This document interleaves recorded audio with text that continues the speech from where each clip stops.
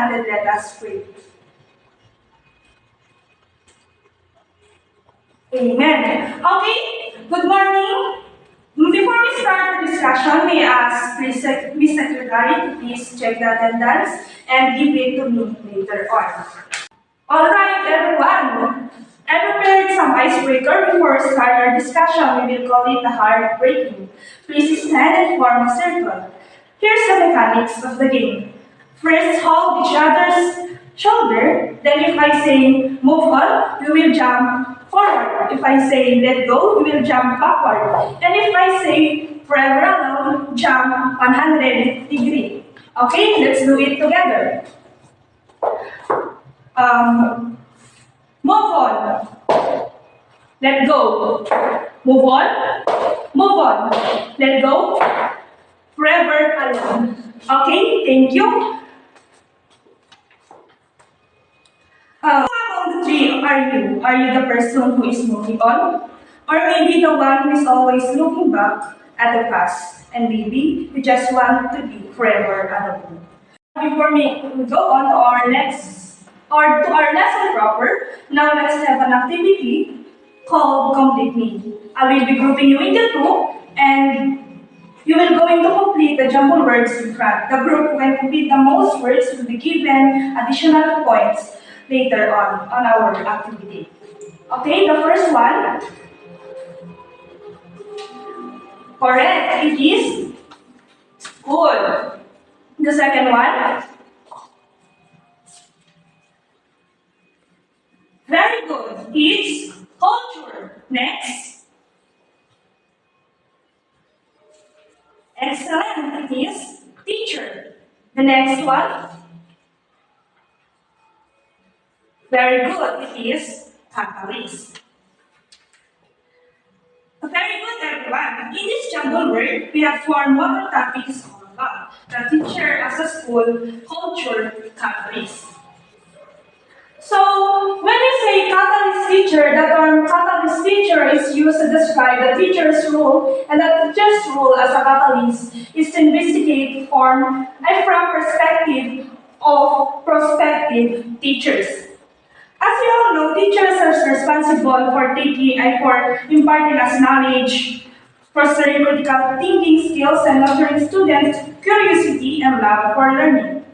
From the perspective of prospective teachers, the teacher's role as a catalyst can be explored. A catalyst is a substance that initiates or accelerates a chemical reaction without consuming the process. Similarly, in education, a teacher as a catalyst can be seen as someone who sparks and accelerates students' learning and growth. Now, we will move on to the functions of school culture. Culture makes a human being. To become a civilized individuals, consider to be a part of being a human being. Culture makes a human being to be civilized. Culture is essential. Being a civilized individual is essential. Is essential part of a human being. It involves treating others with respect and pursuing knowledge and growth and also working towards the betterment of society. By embracing civilization, we contribute to more inclusive world. So that is the culture makes a human being all about. The third one is culture provides solution for complicated situations. Culture sets the mind of the individual on how he or she will be going to deal with anything he or she will be faced in his or her life. Well, culture plays a significant role in shaping the individual's mindset and how they are going to approach various aspects of life. It is important to note that culture provides a framework for understanding and navigating the world, and it greatly influences human behavior. However, even in absence of culture, individuals would still make decisions and action on their personal experiences. That is, the culture provides solution for complicated situations. The third one, culture provides traditional interpretation to certain situation. Culture becomes the basis of how a person interprets certain situation and how a person deals with it as well. Yes, culture becomes a basis of how a person interprets certain situation and how they are going to deal with it. Culture provides individual with a set of shared values, norms, and behavior that shape their understanding and response to the world around them. The last one, or the fourth one, is culture keeps social relationship intact. Having different culture in this world has allowed the chance for grouping people according to their belief, ideals, values, and such. It is true that the existence of different culture allows for grouping of people based on their ideals, values, beliefs, and cultural practices. Cultural communities provide sense of identity, belonging, and cultural diversity, enriches our understanding of world and provides intercultural exchange. So that is the function of the school, the teacher as a school culture. Before we move on to our next activity, let's recall the four functions that I have discussed a while ago. The first one is culture makes a man a human being. Next, culture provides solution for complicated situation.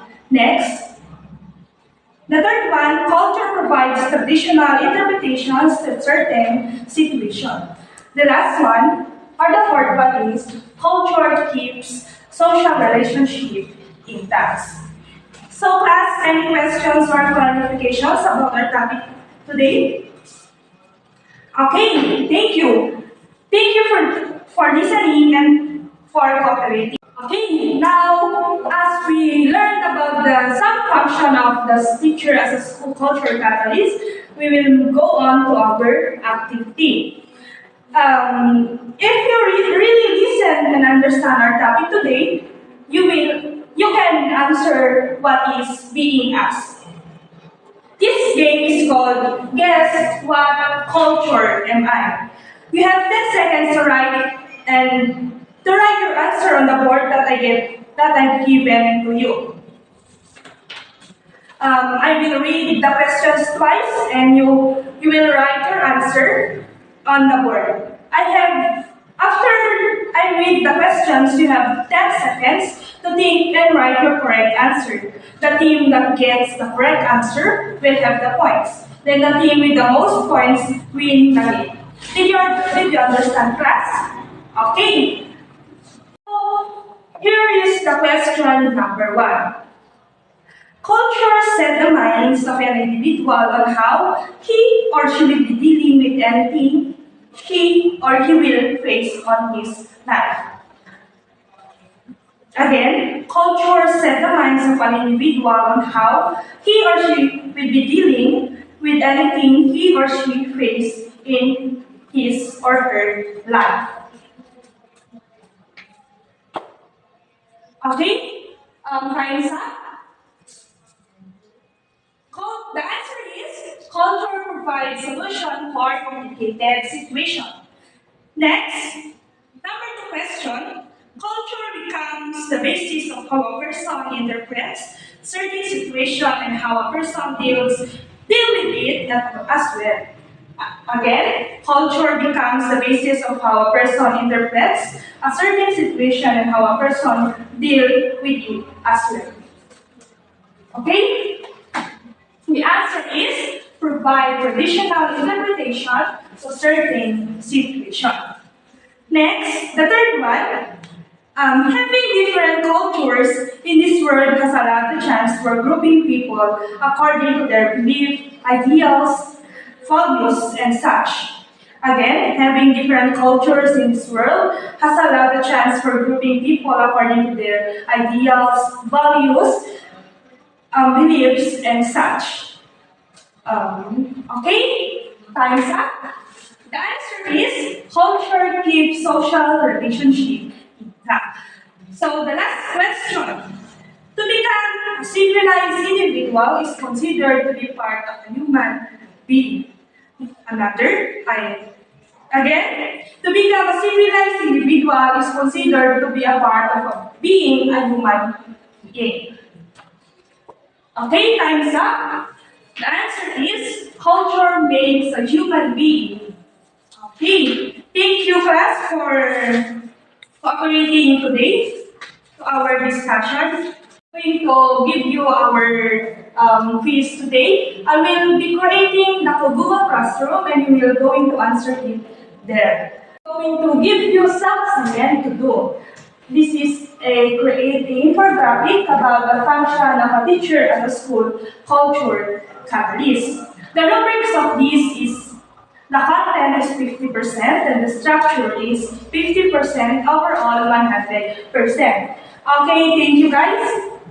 Thank you for your cooperation today. I hope you have you gain knowledge about my discussion for today. Thank you.